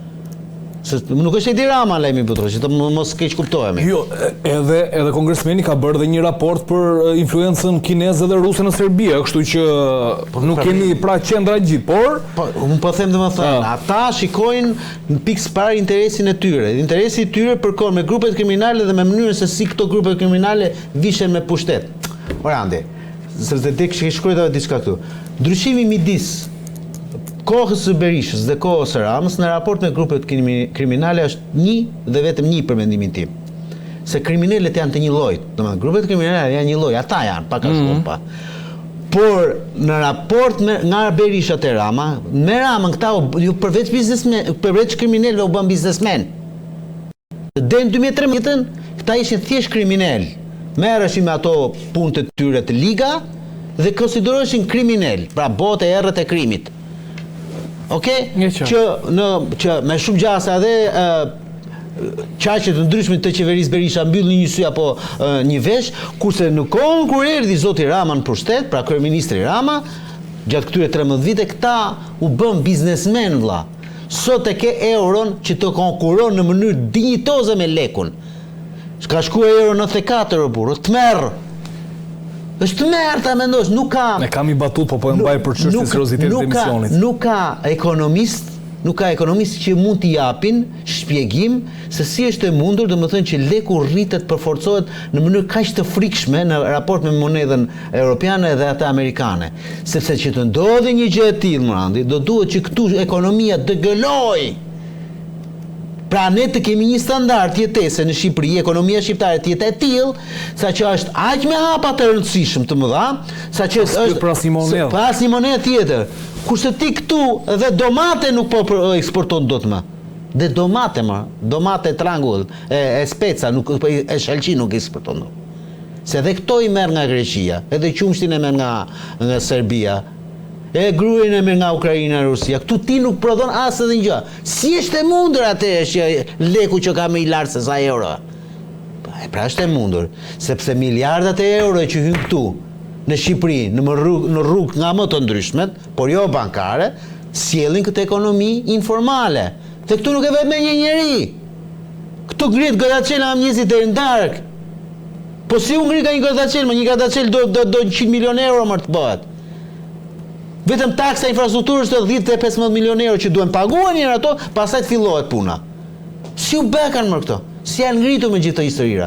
Si u bëmër 253 projekte, mega projekte të Edi Ramës në Albania Files. Një nga këto projekte minimalisht bën 1 deri 1.5 milion euro. 253 që janë të realizuar, ë? Jo, që ka libri. 523. 523, më fal. Që i ka libri, Se nga këto 57 kanë marrë fund, që janë 57 janë kryer. 47 të tjerë janë në përfundim, 45 janë po presin vulën. Pra, ora mi tregon lekët o vlla, mi tregon kush i ka paguar këto. Si i ka paguar Edi Rama këto? Çfarë bën ai prokurori Spakut atje? Sot kur shikon në Albania Files dhe thotë valla, po, këtu janë gjithë këto projekte. Kush i ka paguar këto? Dhe po të them një gjë tjetër tani. Ka bërë ky një projekt, për shembull, po ja fut kotu në Divjak Karavasta. Po, në rregull? Po. Është paguar ky projekti 5 milion euro. Në rregull? Po. Projekti është bërë në vitin 2018. 2018-ën në Karavasta ishte pa mundur, dhe në 2024, dhe në 2024 ishte pa mundur të ndërhyje, sepse deri në ndryshimet e ligjit për zonat e mbrojtura nuk ndërhyje dot. Por si pas ke paguar ti Andi ose ti shteti shqiptar 5 milion euro për këtë projektin, kur ty me ligj nuk të lejohet ta bësh një gjë të tillë? Kush është kjo mendje mençur që hedh ka lek kot? Si punë këtia janë... Pra po thuaj që kanë marrë garanci që ligji do ndryshojë dhe projekti do bëhet. Me pakta kjo. Po unë pyetje që ngre, pyetja ime është, ore lekët ku janë, parat ku janë, kush i ka paguar këto? Nga kanë dalë këto para? Se nuk të bën Randi, nuk të bën njeri në këtë botë, ore ti nuk të bën një projekt të thjesht, fare nuk ta bën njeri pa lek, jo të bëk aty projekt arkitektonik për kulla, apo për resorte turistike. Kushton? Është e vërtet... Kush i ka paguar? Spak. Kush i ka paguar? Okej, Nart, faleminderit. Langozi, Albanian Files, një dosje që do t'i shërbej Spakut për të ndërtuar një hetim të mirëfillt për pastrimin e parave për grupet kriminale, e vlerëson të tillë? Ajo është, po a do ta çojë në fund Spaku? Kjo është pikpyetje shumë e madhe. Sepse unë po e shikoj Spakun që po bën politik për vete. Po bën loj interesash. Pra, po heton dhe po bën presion me qëllim që të marrin interesat e saj mbas. Pra, unë nuk shoh që Spaku ta çojë në fund të çështje. Ne kemi 42 ditë protest. Edhe nga një përgjigje që ka marrë kolegu juaj gazetari Elton Qyno nëse ka hetim për Edi Ramën apo qeverin, përgjigja është jo. Dhe kur Spaku nuk pyet nga 500.000 vetë që dalin protestojnë dhe thonë etoje, nuk e kuptoj se kush është kallëzimi më i madh që duhet të ketë Spaku ndonjëherë. Spaku e ka kallëzimin. Është një popull në korë që thotë të hetohet një kryeminist. Dhe nuk mund të pretendoj s'kemi kallëzime ne. Kur e ka marrë vesh gjithë bota që këtu në Shqipëri po kërkohet hetimi i kryeministit. Vetëm Spaku nuk e ka dëgjuar. Dhe pse nuk e ka dëgjuar? Nuk e ka dëgjuar sepse ka interesa të veta të cilat shpresojmë të mos cënojnë Shqipërinë.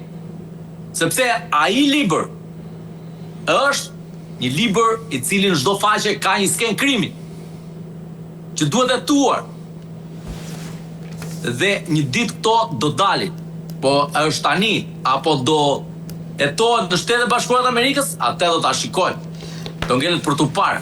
Po nëse do hetohet në Shtetet Bashkuara, atëherë ku janë ta heronjtë e fëmijëve tanë të prokurorisë posaçme? Edhe a do identifikohen këta si mashtë politike e qeverisë? Patjetër që po.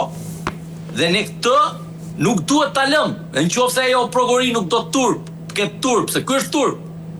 Turpi është që 42 ditë për 8 populli dhe thotë që duhet letohet një kryeministër se është hajdut, s'pa ku hesht. Edhe kjo, për mendimin tim, do jetë si një dosje e nxehtë që do shkëmbejnë interesa dhe jo të bëhet drejtësi. Me qartë. Ne kuptoj. Para se të kaloj në një tim tjetër, sepse kisha shkruar diçka këtu dhe s'dua të të kaloj në një. Ma refero. Jo, po i rikthem dhe një herë asaj historisë së koncertit. E di çfarë ka ndodhur para 2 ditësh, 3 ditësh, Andi, që e harrova ta them pak më përpara. Kur është miratuar akti normativ, siç ka dashur vetë kryeministri ta miratoj nga mjesi deri ndar, pam, shpejt. Në aktin normativ cilësohet, ky akt normativ del në bazë të neni 101 të Kushtetutës. Neni 101 i Kushtetutës është rastet emergjente të akteve normative të cilat kanë të bëjnë me raste ulëritse emergjente, domethënë forca madhore të rëndësishme, zjarri, tërmete, përmbytje, gjëra natyrore shumë të rëndësishme për të cilat ti ndërhyn për ta bërë një gjë të tillë dhe për dhënë fondin e emergjencave për të ta zhveshur nga le të themi nga ana ekonomike, marrë nga fondi emergjenca. Por prap ti nuk po ta publikosh në fletorën zyrtare një akt normativ të tillë se është botuar në datën 7 korrik ky akti. Në 7 korrik ky akt normativ është botuar në fletorën tonë zyrtare. Dhe në fund shkruhet domethënë që ngarkohet ministri i kulturës dhe sportit që të firmosin me njëherë kontratën me menaxherët e Kanye West, që t'i japin lekët me njëherë. Okej? Dhe skandali këtij e di ku është. Çdo akt normativ, pavarësisht se është urgjent, në bazë të Kushtetutës të Shqipërisë, është i domosdoshëm kalimi nëpërmjet parlamentit. Dhe ne proceduralisht e kemi në Kushtetutë një gjë të tillë që në raste të tilla parlamenti mblidhet në mënyrë urgjente mbrenda 5 ditëve, nga momenti kur proklamohet le të themi nga qeveria emergjenca e aktit normativ dhe miratohet në mënyrë të ngutshme dhe të shpejtë. Mend ti domethënë që të jetë mbledhur parlamenti për Kanye West? Jo. Okej. Dhe ta ketë miratuar këtë? Jo. Pra, ju të nderuar 19-20 antar të prokurorisë së posaçme. Këto janë gjëra të cilat ne nuk i shpikim kur flasim këtu.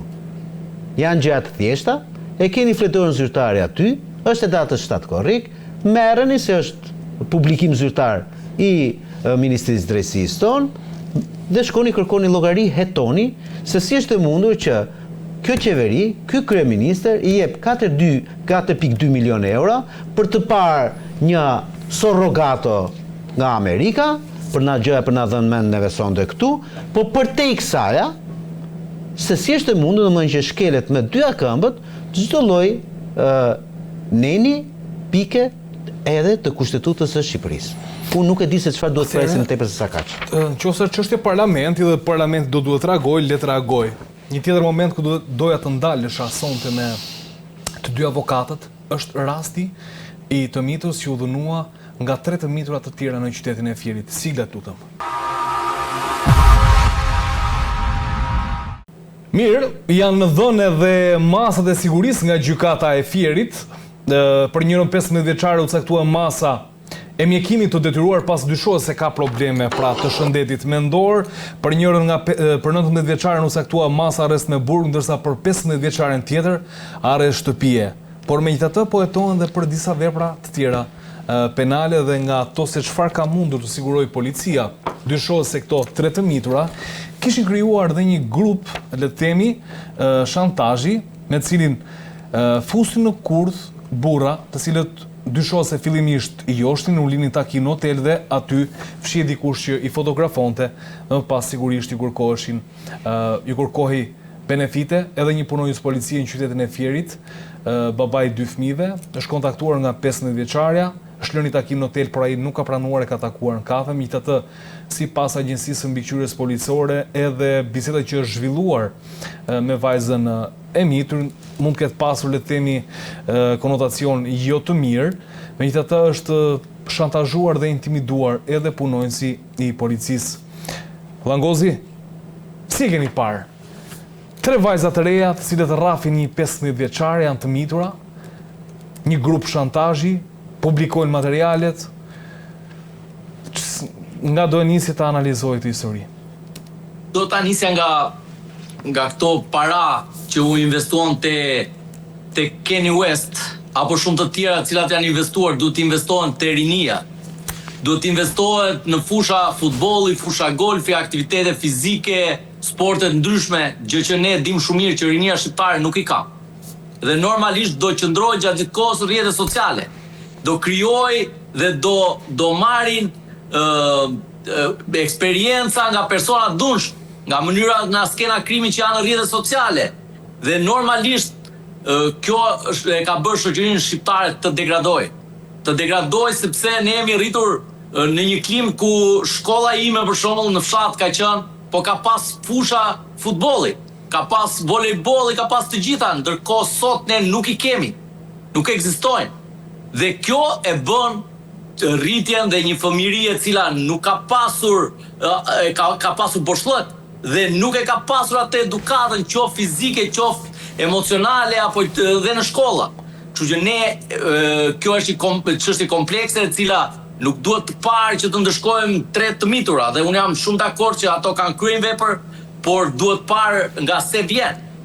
Kjo ka një historik, edhe historiku është mungesa e kontrollit nga shoqëria, nga shkolla, nga policia. Një punonjës policie ka pas për detyrë të kontrollonte vete i ngacmon vetë, si rasti i djeshëm në qytetin e Sarandës që ngacmonin turistët. Pra, që këtu policia del dhe kthehet vetë në një vegël e cila bie prej presionit. Pra nuk është çështje një individi, po këtu kemi një tërësi dhe të gjitha strukturat nuk funksionojnë. Nuk funksionon shërbimi social. Ne e dim si emër që kemi shërbim social, po a ka trajtim rastesh? A ka psikologë shkolla? Ekzistojnë të oficerë në për shkolla apo mënyrën si rritet më parë mersh një person që ishte problematik, ishte në studim nga policia e shtetit, sot s'ka. Sot vete krimi ulet dhe pi me policin. Edhe presim ne tani që të zgjidhen edhe të trajtojmë rastin e tretë të miturave. Nuk mund t'i lë fajtore ato. Unë lë fajtor shtetin, shoqërinë, e cila nuk i ka përkrahur dhe nuk i ka edukuar. Se nuk është një rast izoluar. Kemi raste tjera. Dhe nëse ne me kolegun e dim shumë mirë sa raste ka minorenësh në për gjykata të cilët janë pre e kësaj shoqërie, pre e këtij sistemi. Dhe unë vlerësoj që patjetër, nëse ka pas probleme në shëndetin mendor, duhet të kurohet, por nga ana tjetër edhe duhet të shikojmë pasojat. Se ne jemi mjaftuar u dha masa e sigurisë arrest burg. Po pasojat a mund të rregullohen? Sepse mund të kemi një rast tjetër, nuk është rast izoluar. Në qytetin e Firenit, që është një qytet më i pasur në Shqipëri, që ka naftën. Nafta është grabitur dhe ka ikur, e fëmijët rrinë rrugëve. Kjo nuk është mënyrë që ne duhet të investojmë te fëmijët. Se nuk është edukimi burgu, i futën burgu kënaq gjithë publiku. Duhet ta shikojmë më gjerë nga se vjen. Kush është shkaku? E qartë. Shkaku është varfëria te familja. Është shkolla e cila nuk kujdes. Është policia e cila në vend të ta mbajnë në vëzhgim, shkon edhe e ngacmon vetë dhe shkojnë nga ana tjetër te shërbimet sociale që janë inekzistente. Kjo është ajo tërësia që e ka sjellë dhe pasojën e rëndë. Ne e qartë. Faleminderit Langozi. Nard, si e shikojmë? Si e analizojmë? Çfarë mund të nxjerrim? Kush është përgjegjës në këtë histori? Po të gjithë mund ndjehen sa do pak përgjegjës. Sigurisht këtu shoqëria shqiptare është ajo të cila po çedon nga dita në ditë, sepse prindërimi po rrëshket në mënyrë të frikshme dhe në momentin kur rrëshket për prindërimi, ti do prodhosh një brez njerëzish të cilët do kenë pasoja të rënda psikosociale.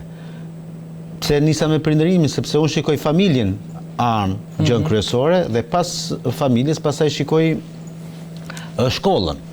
Sepse teorikisht fëmijët kalojnë një pjesë të konsiderueshme të kohës e kalojnë në gjysmën e ditës. Në gjysmën e ditës e kalojnë në shkollë. Dhe në momenti kur shkolla nuk ka programe të specializuara ose nuk ka le themi qasjen e duhur në lidhje me këta adoleshencë, të cilët edhe për shkak të moshës të cilën kanë, por edhe për shkak të zhvillimit, sepse ndryshe ishte adoleshenca e viteve 90, ndryshe ajo e viteve 2000, e ndryshe kjo e viteve 2020, sepse ndryshon koha, ndryshon qasjet. Dhe neve do duhet, të më thonë, si shtet, si qeveri, le themi si qytetari, të ndryshonim edhe qasjen tonë në raportet me mënyrë se si po e rrisin, se si po e dikojmë këtë lloj brezi. Këtu shoqëria shqiptare ka çeduar. Ti para një viti flisje për vrasjen e Martin Canit, u bën emisione pafund në të gjitha mediat për ditë me radhë. As edhe një gjë u harrua, ai iku në parajs, u harrua, mbaroi kjo histori, ai djali tjetër domethënë nuk dënua për shkak të, le themi, të kodit procedurës, për kodit penal që kemi neve do marrin gjysmën e dënimit që merr një në moshë madhore, pra se kështu janë gjërat. Ajo që unë kam dashur që të propozoj në raport me ngjarje të tilla që nuk përfatkeqësisht kanë ndodhin dhe besoj se do ndodhin, prap janë dy gjëra, një sociale dhe një juridike. Sociale do duhet domethënë që me patjetër bashkitë dhe qeveria, por bashkitë më së pari të krijojnë fonde të posaçme me njerëz, me struktura me qëllim domethënë që të jenë sa më afër këtij lloj komuniteti, fëmijëve, adoleshentëve. Nuk ke nevojë ti që në një bashki si Fieri për shembull apo ti Tirana të mbash 300 policë bashkiak, të cilët nuk bëjnë asgjë tjetër përveç se dalin rrugëve dhe vënë gjoba. Dhe nuk i ke apo nuk i ke, mund ve basqin bashkinë e Fierit nuk kam shumë se 2 apo 3 punonjës social që merren me fëmijët, e kam fjalën. Tirana mund të ketë 20, po duke pasur le themi se këtu janë 500.000 banor. Ka bashkëte të tjera që mund të kenë 1 ose 0 punonjës që merren posaçërisht me fëmijët. Kjo është pothuajse s'ke bërë asgjë. Sepse ti në momenti ku nuk rrit filizat e së nesërmes, atë ti çfarë punë ke bërë në funditës? Të nesërme nuk ta sjell polici bashkiak, ta sjell ky punonjës social. Dhe dyta, ajo e qasja juridike që ka munësh. Shqipëria do duhet të rishikojë me patjetër te kodi penal që të vendosë edhe një lloj kundërvajtje penale ndaj prindrit. Duket shumë kështu arkaike në të menduar, po unë mendoj domethënë që ashtu si kundër një fëmijë e moshës deri në 14 vjeç apo deri në moshën 18 vjeç nuk konsiderohet me të drejta të plota për të vepruar dhe përgjegjësinë në lidhje me këtë fëmijë e ka prindi, atëherë prindi nuk duhet të ketë përgjegjësi vetëm për të mirat, po them unë, e fëmijës tij, por edhe për negativitetet e fëmijës tij. Pra kur bën faj fëmia e tij, edhe prindi do duhet të mbaj një lloj përgjegjësie. Unë nuk jam që përgjegjësia të jetë penale deri në pikën sa të shkojë në burg, por mund të ketë përgjegjësi me gjoba shumë të rënda, me qëllim që prindrit të kuptojnë çfarë do të thotë ti je prind. Shumë kush në debatet që kanë bërë në lidhje me këtë propozim kanë thënë, "Ore, po këto janë gjëra që ndodhen kryesisht te familjet të cilat janë të varfra." Po le të jemi edhe të varfra. Por rëndësia që mund të kesh si prind ndaj një fëmije nuk të bën domethënë fakti që a ke shumë apo ke më pak. Sigurisht, paraja është diçka, por nuk është gjithçka. Që ti të kesh mundësi domethënë të rrisësh një fëmijë edhe me ato pak të ardhura që mund të kesh ekonomikisht. Por ti të rrisësh një fëmijë, jo të rrisësh një kontingjent të fortë kriminaliteti, sepse edhe futja në burg e këtyre fëmijëve, duke qenë se nuk kemi as shkolla riedukimi, ne në gjithë Shqipërinë kemi vetëm shkollën e Kavajës së riedukimit. Ditë kjo është fakt ulëritës, ti këta njerëz i fut në burg, këta mund të futesh të shëndetshëm, pra ai sa mund të futet të shëndetshëm, po dalin kriminal me diplomë pastaj. E qartë. Mirë, realisht është një histori shumë e dhimbshme kur dëgjon që në vendin ton vajza të mitura arrin të ndërtojnë grupe të tilla shantazhi, joshin burra, ju kërkojnë ndoshta favore të natyrës qoftë para e të tjera, rrahin bashkëmoshatarët e tyre, shoqit e tyre, i reklamojnë në rrjetet sociale, i degenerojnë, i bullizojnë, i vendosin në pozita të forta në raport me shoqërinë, në raport me familjen dhe mbi të gjitha në raport me veten e tyre, duke detyruar adoleshente, qoftë dhe adoleshent, që të kenë të vështirë të rigjejnë veten e tyre në raport me komunitetin ku jetojnë. Unë realisht jam shumë i keqardhur që ky nuk është është një rast i përsëritur, nuk është një rast izoluar. Kemi parë her pas here ku adoleshentët duken sikur kanë dalë pak nga ato shinat e të qenurit një brez i disiplinuar, e të qenurit një brez dhe të rinj që i përkushtohen arsimimit, ndjekin ëndrrën e tyre me mbështetjen e familjes, me mbështetjet dhe politikat e qeverisë, pra mbështetjet sociale që ofrohen, por duke se këto me kalimin e viteve kanë pësuar një lloj degradimi, duke prodhuar shoqëri të kësaj natyre, ku do duhet që ti trembesh mendësisë që ka krijuar një brez i ri, i cili her pas here shfaq tendenca të rrezikshme, dhe ndoshta ky është një moment i rëndësishëm ku do duhet të reflektojnë familjet shqiptare, por mbi të gjitha qeveria, për të bërë politika sociale dhe arsimore të vlefshme për të rikthyer një brez të gjithë në shina dhe të ndërtojmë një brez i cili mendon, prodhon mendim, dhe jo një brez i cili prodhon shantazhin me qëllim që të shkojë tek paraja e shpejtë. Të lutem regjia, më kaloj me siglin sepse kam dhe çështjen e fundit, ku Këshilli Lartgjyqësor duke se ka rrëzuar kërkesën e anëtarëve të Komisionit Pavarur të Kualifikimit, pra shkalla e parë që vlerësoi gjyqtarët dhe prokurorët, për kërkesën që ata bën për të bërë gjyqtar të apelit, kjo refuzua. Siglet, lutem. Mirë, Langozi, ta nisim së bashku. Si e pat vlerësimin që Këshilli Lartgjyqësor i bëri kësaj kërkese ndaj anëtarëve të Këshillit Pavarur të Kualifikimit, Komisionit Pavarur të Kualifikimit?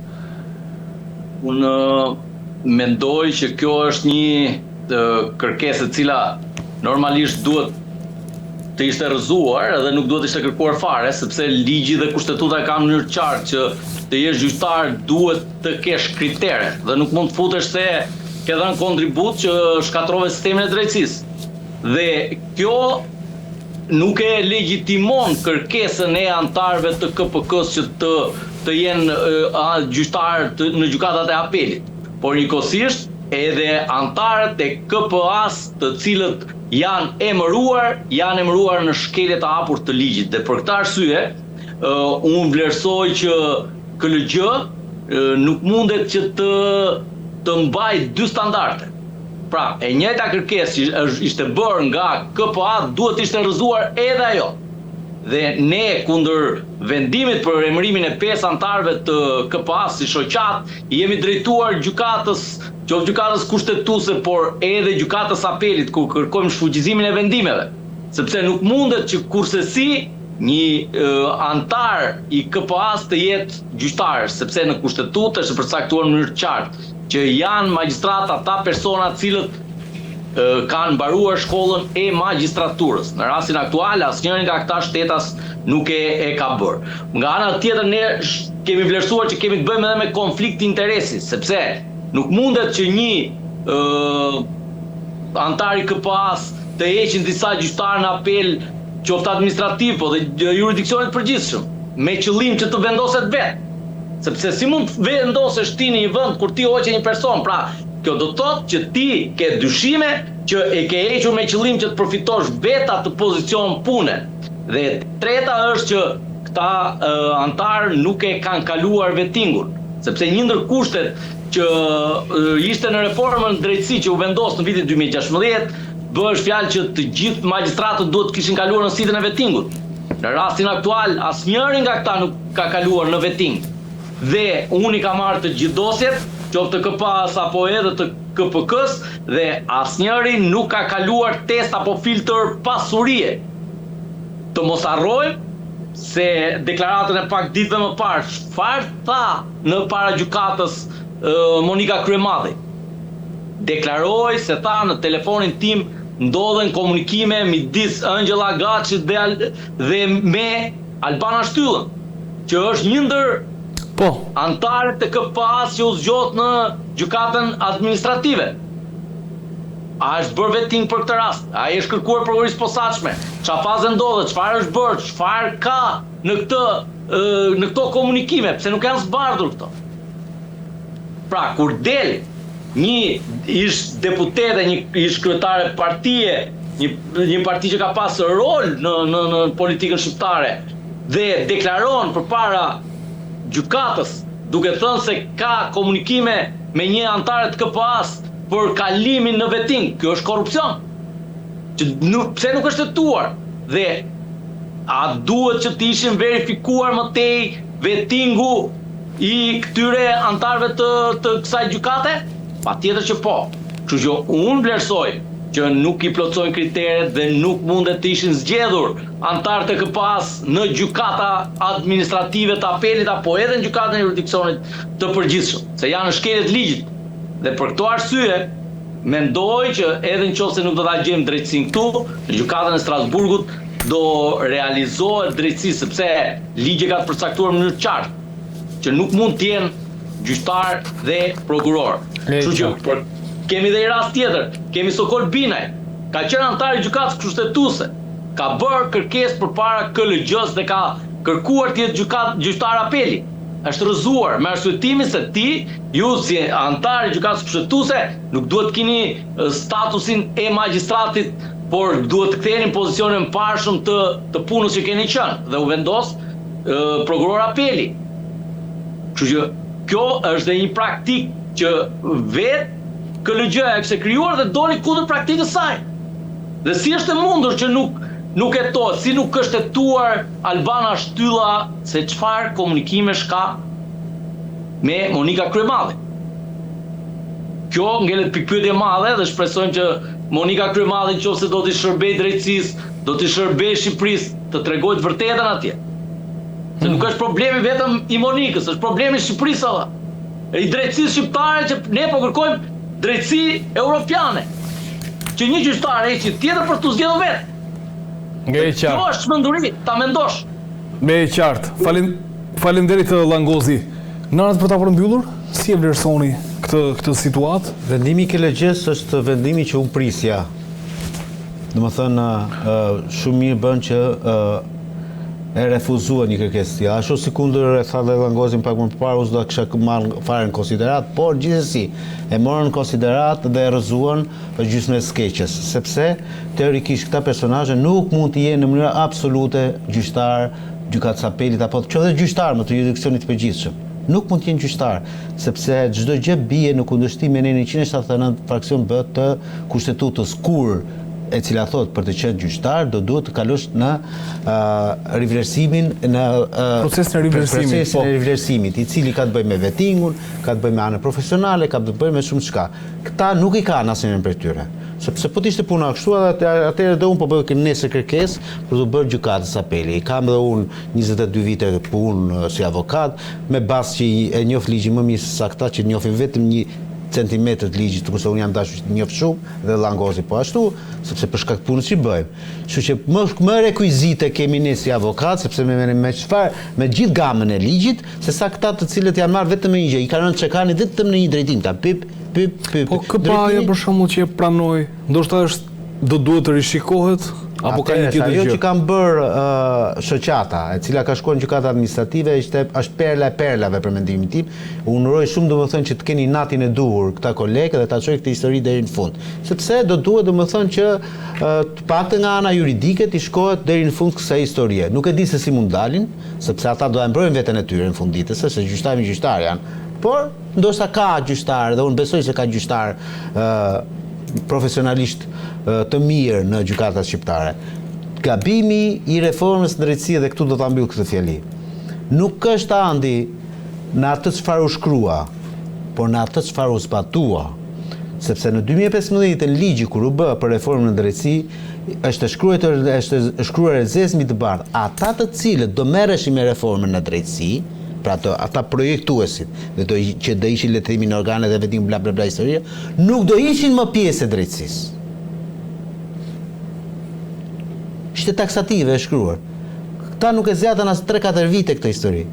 sepse Gendi Ibrahimi, që ishte një nga antarët e projektuesit e reformës në drejtësi, nuk kam gjë me të personalisht si personazh. Kjo është fenomeni që ndodhi, ë. Vajti në gjykatë kushtetuese. Tani ti i bie domethënë që i paske bërë ligjet për veten tënde.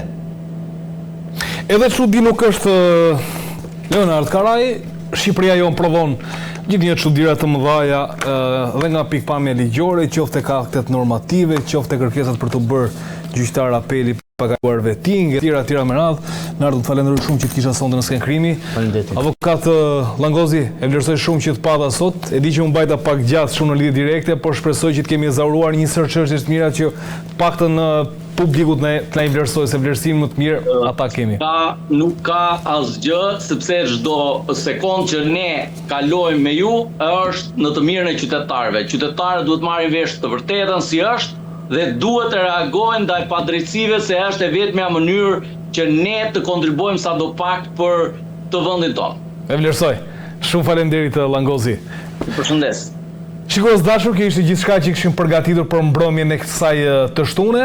Unë vlerësoj shumë faktin që na ndoqët në të gjithë ato çështje që ne trajtuam sonte. Shihemi të mërkurën në orën 21.